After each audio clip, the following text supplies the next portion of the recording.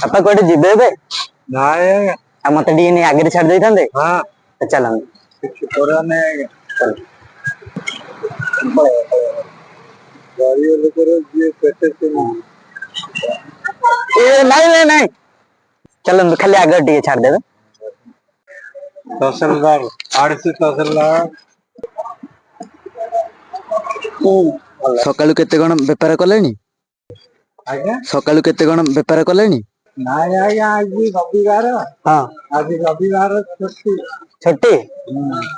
ରବିବାର ଛୁଟି ଅଫିସର ଲୋକ ଆଉ ଓହୋ ହଉ ଏଠି ରଖିଦିଅନ୍ତୁ ଏଠି ରଖିଦିଅନ୍ତୁ ଏଠି ରଖିଦିଅନ୍ତୁ ବାପା ଏଠି ରଖିଦିଅନ୍ତୁ। ଆଜି ରବିବାର ତ ବାପା କେତେ ଟଙ୍କା ହେଲା?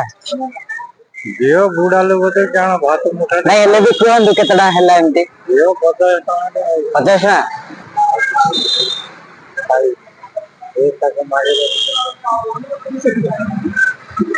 ଏଇ ରଖନ୍ତୁ ମୋ ତରଫରୁ।